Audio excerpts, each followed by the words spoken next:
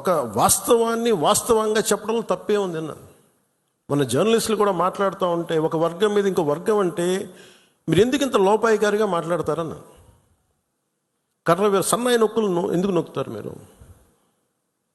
When you are targeted based on your religion, let us say it, చెప్దాం దాన్ని. ఆ రోజు కనుక కాశ్మీరీ పండిట్ల వలసను కనుక ఆపుండగలిగితే, అంటే ఎప్పుడు ఒక అలక్ష్యం, ఇది నా సమస్య కాదు నా సమస్య కాదు వదిలేస్తే కాశ్మీరీ పండిట్లు అక్కడే ఉంటారు, అక్కడే పుట్టారు, అక్కడే పెరిగారు, వేరే రాష్ట్రాల నుంచి కూడా రాలేదు, అందరూ అక్కడే పుట్టారు, అక్కడే పెరిగారు. లక్షలాది మంది కాశ్మీరీ పండిట్స్ వలసలు వెళ్ళిపోయారు. నేను ఆలోచించలేదు, ముందు నేను అనుకున్నాను ఆయన ఒక్కైనా వెళ్ళారేమో, అలా చనిపోయారేమో అనుకున్నాను. కానీ కుటుంబం అంతా ఉంది, ఇంకో ముగ్గురు, ఇంకో 2 ఫ్యామిలీస్ ఉన్నాయి. అందరి ముందు దారుణంగా చంపేస్తే, ఇంకా ఇది భారతదేశం కాబట్టి చాలా 7 దశాబ్దాల తర్వాత మాట్లాడుతున్నాం మనం. కాశ్మీర్ని 3 సార్లు, మన పాకిస్తాన్ని 3 సార్లు ఓడించాం. సహనం ఎక్కువైపోయింది మన దేశానికి. ఎందుకంటే కంట్రీ మనుషులే సహనం ఎక్కువ మనకి. ఏదైనా అతి చేస్తే మంచిది కాదు, అతి సహనం కూడా మంచిది కాదు, మితిమీరిన మంచితనం కూడా మంచిది కాదు.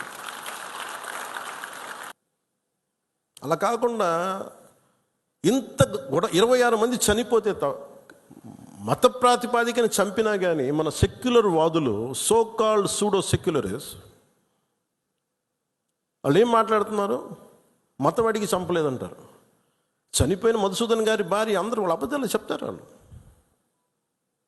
పాకిస్తాన్ని ప్రేమిస్తూ ఉంటారు. వీళ్ళందరూ ఇక్కడ భారతదేశంలో కూర్చొని మీరు పాకిస్తాన్ని ప్రేమిస్తుంటారు. మొన్న కొంతమంది నాయకులు డిబేట్లో మాట్లాడుతుంటే చూస్తున్నాను. మీరు పాకిస్తాన్ అంత ప్రేమిస్తే దయచేసి పాకిస్తాన్కి వెళ్ళిపోండి, ఇక్కడ ఎందుకు? పాకిస్తాన్ మీద మీకు అంత ప్రేమే ఉంటే ఇది మాట్లాడుతున్న పోనీ ఏదైనా వీళ్ళందరూ కూర్చొని కాంగ్రెస్ నాయకులు వీళ్ళందరూ, కొంతమంది ఎమ్మెల్సీలు కూడా ఉన్నట్టుగా అనిపించింది నాకు చూస్తుంటే.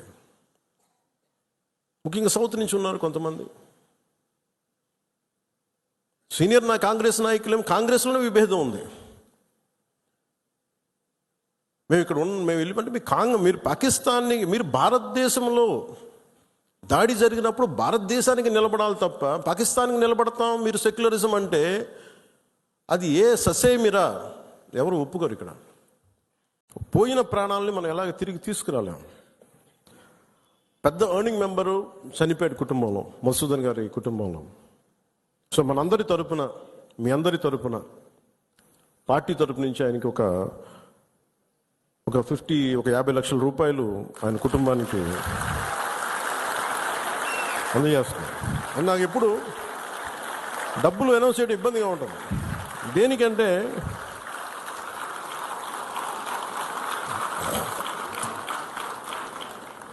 దేనికంటే మనిషి ప్రాణాలకు విలువ కట్టడం నాకు ఇష్టం ఉండదు.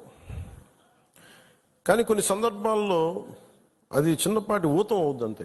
పిల్లల చదువులకు కావచ్చు, ఇంకోటి కావచ్చు. ఇవన్నీ కాకుండా మధుసూదన్ గారి కుటుంబానికి, వారి కుటుంబ సభ్యులందరికీ ఈ సందర్భంగా నేను ఒకటే విన్నవించుకుంటున్నాను, మీకు ఏ కష్టం వచ్చినా సరే మేము ఉన్నాం.